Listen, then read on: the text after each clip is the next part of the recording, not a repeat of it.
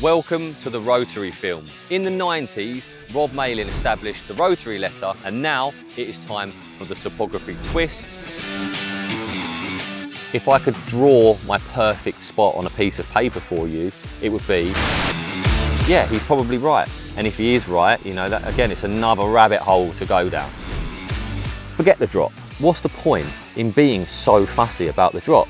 These are all things that have come into fishing and a lot of people don't like it, El. I do not care what I catch when I go abroad. I really don't. If I get that pullback, that to me is the ultimate spot. If someone else is catching and I'm not, yeah, I'm happy for them, but I'm not happy about that. They probably don't want me to catch the big one. If you're going into that kind of thing to have fun and enjoy yourself, you're probably not going to be the one that comes out on top. If I'm catching carp and you ask me if I'm catching, I'm going to tell you no. Right, sorry to interrupt, but whilst I have your attention, I just want to talk about a couple of things. Firstly, would you please subscribe to our YouTube channel? We would massively appreciate it, and you will stay very much up to date with everything YouTube orientated that we do. Secondly, and as well as asking you for a little favour, we have a little something that might be of interest to you. If you click the link in description or scan the QR code on screen, you will be entitled to 50% off your first 3 months as a Cypography member. And as a Cypography member, you will get access to over 1,000 videos and several other member perks. Welcome to the Rotary Films. Now, in the 90s, Rob Malin established the Rotary Letter in Big Carp magazine, a concept which saw topical questions answered by an angler before his answers were passed on to the next guy for his input. Now, since then, Carpology have carried this on, and now it is time for the Topography twist, and we're going to do this in video form. Within this series, you will see the hottest topics of today discussed by the very best anglers of the modern carp scene. And it's going to be my privilege to head around the country and join in on some of these fascinating conversations, kickstarting things with Elliott himself.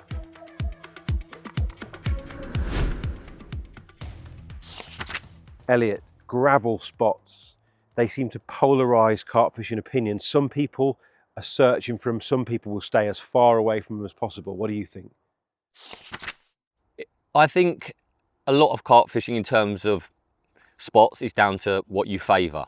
Now, without doubt, there'll be anglers who prefer to fish in the silt, there'll be anglers who prefer to fish on gravel. I think your fishing, the lakes you fish, where you have your success, how you have your success, all of those things play a big part in the types of areas that over time you begin to favour.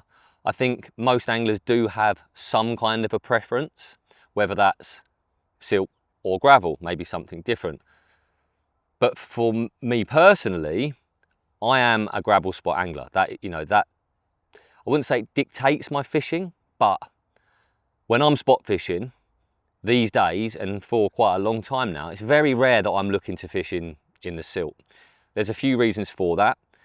Part of that is the success I've had over the years, but part of it is the rigs, the way that rigs sit, the way I picture spots, the way that I feel you can present over gravel. And being an angler that is, I wouldn't say I was obsessed with fishing on gravel, that wouldn't be true.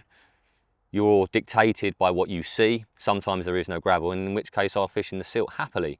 But if I could draw my perfect spot on a piece of paper for you, it would be a 6 foot wide, you know, a 6 foot circle, gravel area surrounded by walls of weed. A dinner table as such. That's my favourite kind of spot. And a lot of the lakes I've fished over the years are busy lakes.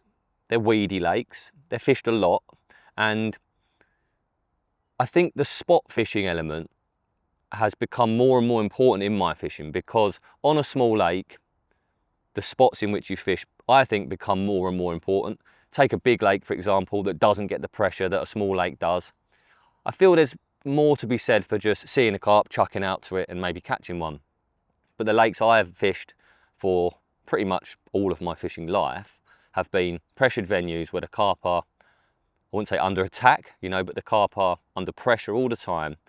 And I have always found that if I spend the time, and I do have to spend the time, that's a really important thing to add. those little spots, and I emphasise on the word little, you know, these massive blatant gravel areas that everyone fishes day in, day out. You know, they may not be the most productive areas, they will always do fish, I'm sure. But I think it's not the fact that they're gravel that makes those spots maybe not as good as a silt spot can be, that kind of stuff. I think there's a popular opinion that once a spot turns to gravel, it blows, and maybe to a degree. I think every spot blows in the end, but for me, the biggest thing in determining on the lifespan of a spot will always be how many carp you catch from it.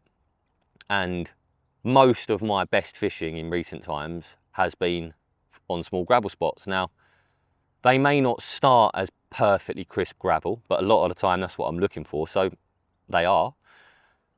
But most spots, I think, they quite quickly get to gravel. So we've done loads of underwater filming in recent years. I've done loads of edge fishing over the years, and I've done a lot of lead work and marker work. And in all three of those situations, you will either feel the spots cleaning off if you're using a leading rod, or you'll see it. You know, if you're fishing in the edge, you'll see it happening.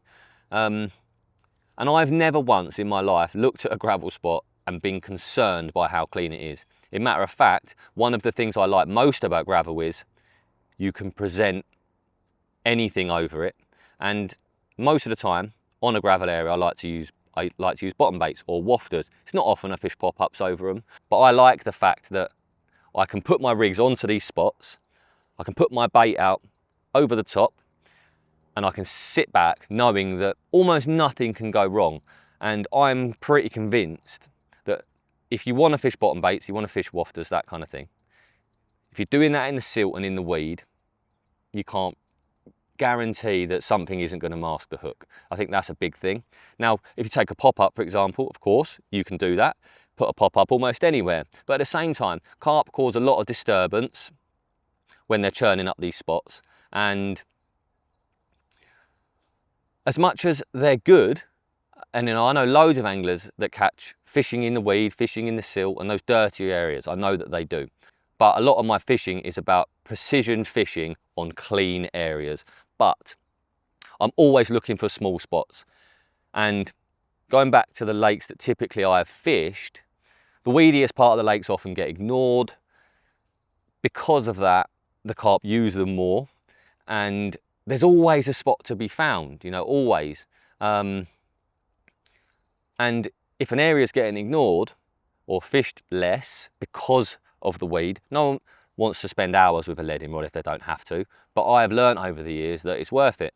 And to me, if I can lead around for 2 hours and eventually get a drop, donk, pull back, and I get that little, you know, that machine gun gravel as some people call it, if I get that pullback, that to me is the ultimate spot, because it's clean ground amongst weed, and if it's amongst weed, it's a safe haven for them. I can present rigs over it perfectly. I can use the rigs that I want to use and fish in the way that I want to use. A lot of my fishing these days is with bits and pieces, which doesn't suit pop-up fishing. You know, it doesn't suit fishing in the weed. So that kind of goes back to my original point about spot preference is often down to how you like to fish and how you've done well over the years. And being someone that has done well on both, you know, I've caught lots of carp fishing in the shit, but most of the fish I've caught, certainly, you know, going back the last 5-6 years, something like that, have been on those gravel spots. And a clean gravel spot, to me, is clean for a reason. I think quite often the carp make them, and I don't think they necessarily blow. I think they blow once you catch loads of carp off of them. But there's no doubt in my mind that lots of anglers have the opinion that carp are wary of those kind of spots, and maybe they are, you know. I've never really considered that. I don't necessarily think it to be true. I think carp are wary of areas that they get fished for over all the time.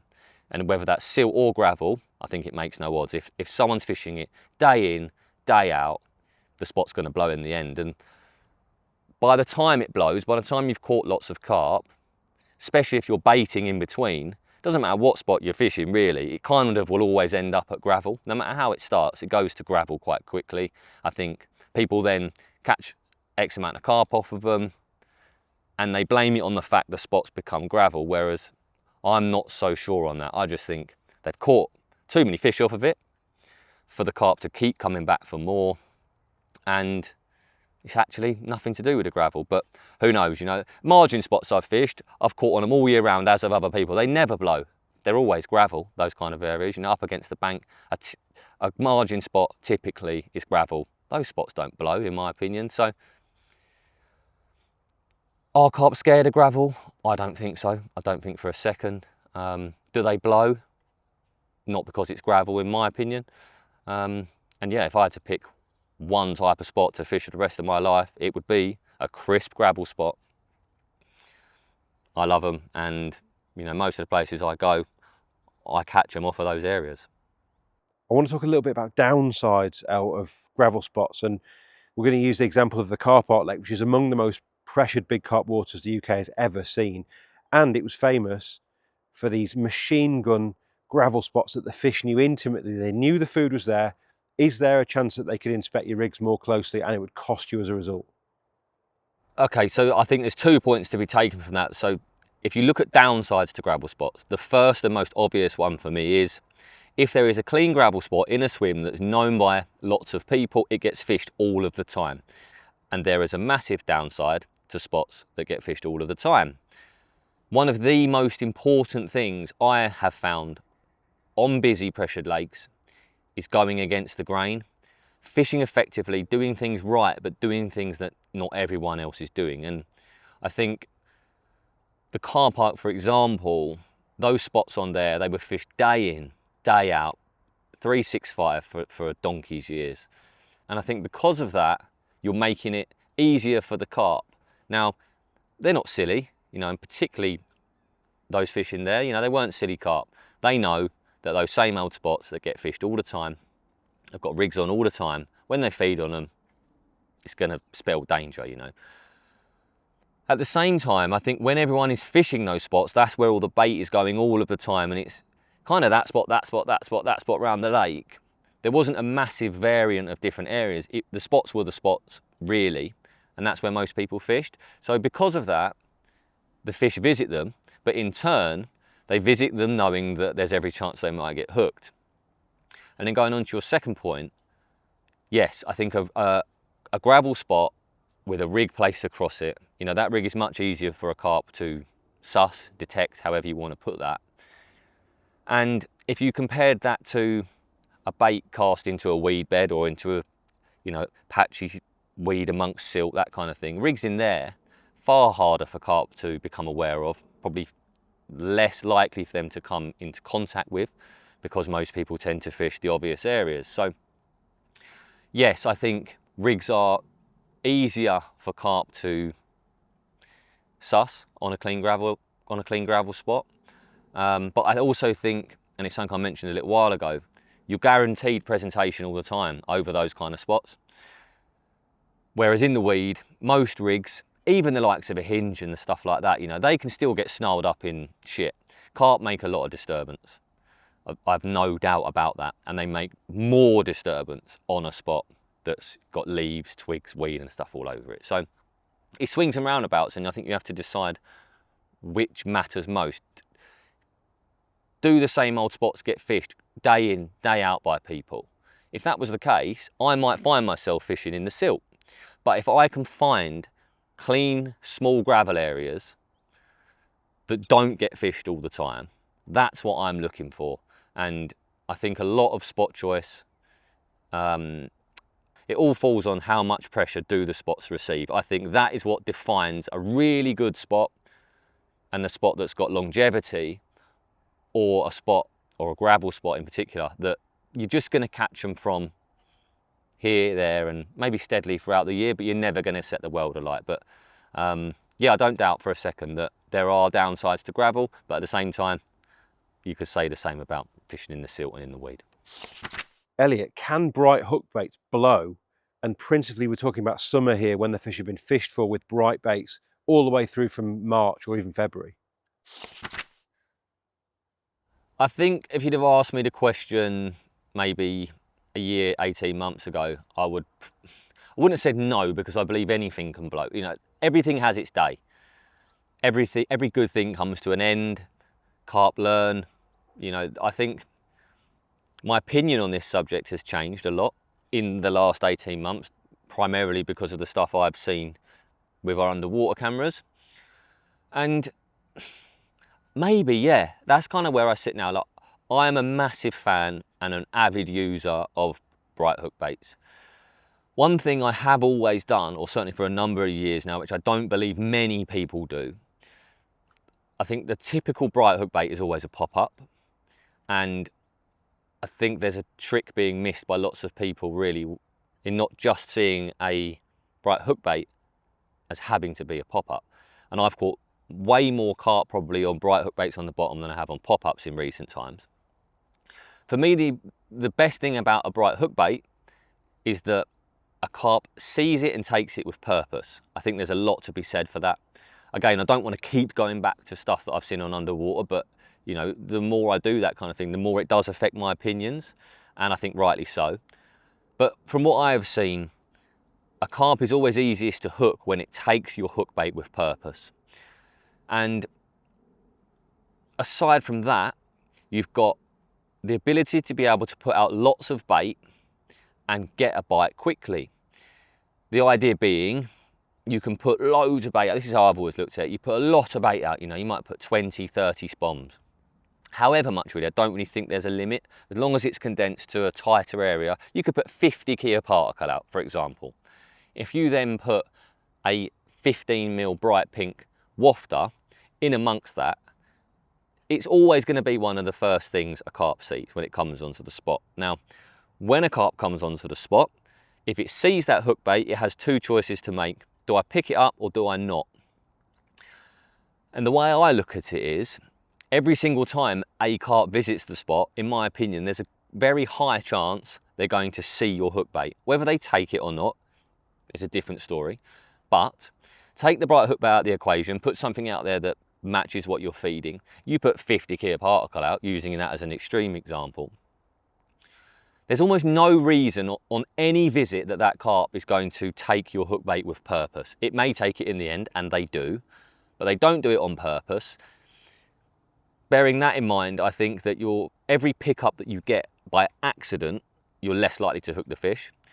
Every pickup you get on purpose, because they've seen it, beelined for it and taken that one, I think you're more likely to hook the fish. And every single time a carp visits the spot, if you have a bright hook bait out there, I think you're more likely to get picked up. But I have seen, and I'm sure I will continue to see, examples of fish coming in and eating pretty much everything until that bright hook bait is left. Now, I never thought I would see that. Coincidentally, 2 or 3 of the occasions in which I have seen it on have been during the summer. And the more I've observed fish, the more I'm of the opinion that sometimes they just want to eat what you're feeding. They just want to eat whatever it is you're putting out. You know, if you're putting out pellets and boilies and you're chucking a yellow one out there amongst it, actually they'd rather eat the pellets and boilies. And I've watched this over hours and hours and hours of sitting behind underwater screens, and it has surprised me, to be honest. It has kind of made me change I think I had a bit of a blanket opinion on the matter that was simply, if you put a bright one out there, don't matter what the time of year, they're going to come in. Once they start eating, they're going to pick that one up quickly. I believe that less now, and a lot of the summer fishing I've done over the years, when I look back at the best results I've had, a lot of that isn't on bright hook baits. It's just become something that in probably the last 5 years, I've used more and more. During the summer months, I often find that you catch your carp between, say, the last hour of light into the first hour of light the following day. In those situations, I don't believe a bright hook bait is quite the same as it is middle of the day. And like I say, a lot of the lakes I've fished, during the daytime, during the summer, you don't really catch them anyway. So maybe the success I've had on bright hook baits, kind of the bright side of it doesn't really matter. And a lot of the fishing I do with the pink squid, the squid goo and the scent from hell that everyone I'm sure knows I use all the time, there's more to that for me than just the fact it's pink. It's not all about the colour. The fact that they're bright pink is something I like. It's certainly not something that I look at and think, oh, I wish there were another colour. I think pink is the most visible colour of all the colours. Something I'll talk about in a second. But I use those hook baits for two reasons. One is because they're bright. I like the fact that a carp can turn up, see them. I also use them because I genuinely believe that there is something in the flavour combination that I use that carp very much are attracted to, day or night. So yes, they're a bright hook bait, but do I use them just because they're pink? Absolutely not. I use them for two reasons. One is the colour, one is the flavour profile, which, like I say, I believe the carp are very much attracted to. And day or night, I feel that those hook baits are doing very much a good job for me. So yeah, I mean, as much as what I've seen in recent times has led me to believe that at times you're best not to fish with brights. You know, I get that. And like I say, a lot of the time over the, there's been periods in my fishing where when I've been out and out particle fishing, I use maize as hook baits. You know, if I'm fishing with tigers, I use tigers as hook baits. I don't always use a bright, and I think from what I've seen, there is a lot to be said when you're in a time of year where carp are willing and wanting to eat lots of bait. You're always going to catch them on a bait that matches what you're feeding. It's that simple. And when they're eating lots of bait, you don't need to get a quick bite. You're going to get one anyway. So swings and roundabouts, you know. But in the spring, for example, when the fish are pecking, they may not be eating anywhere near as much. A bright hook bait out there for me, there's no better thing to have. So yeah, you know, there's ups and downs to them, but the hook baits in the form that I use them, those pink ones, it's not just about them being bright. There's more to it than that. But pink as a colour, I did this years ago. I can't remember where I was. I think I was up in Oxford somewhere. I dropped a pink hook bait on the floor, and if you look down at the ground, you can imagine there's browns, there's greens, there's whites, there's all sorts of different colours. The pink stood out like a sore thumb. When I dropped it, I remember visibly seeing it. Then I got some whites and some yellows, and I threw them on the floor. And I remember thinking just how visible the pink was in contrast to what they were sat over. And I think the lake bed, you're still talking the same sort of colours. Yellows, whites, you know, there's plenty of white on the floor, stone. Yellow, you could say the same. I think a lot of bait that you feed, browns, reds, blacks, sweet corn, yellow. So a pink for me, it's a great colour as a single. No matter where it goes, it stands out. Whether that's over weed, over silt or over gravel, a pink will always be very visible. But when you're using mixtures of different baits that incorporate lots of different colours, it's very rare that any of the free bait that you're putting out is pink. So you're always retaining that cherry on the cake type situation. Elle, do you think, as Jason Hayward pointed out in a recent podcast, that the way your hook bait tastes has anything to do with them then picking up and making off with the rig to the point where your rig can then become effective? It's something I probably don't have too much of an opinion on. It makes total sense to me. Jason has done, from what I can make out, Jason has done tests. He's done things to come to that opinion. I can't get to that opinion just through fishing because I don't know how often I'm getting spat out. And I don't know how quickly a carp is ejecting something that it picks up. So do I think he's right in what he's saying? I can't give a solid answer on that, but I think if he's done the correct tests and he's watched and come to that conclusion, an angler as capable and as intuitive as Jason is probably right. I don't see him getting to that opinion without, you know, something pretty solid to back it up. And if you're taking the time to do that kind of testing, then yeah, he's probably right. And if he is right, you know, that again, it's another rabbit hole to go down. But yeah, I think there absolutely could be legs in that, yeah.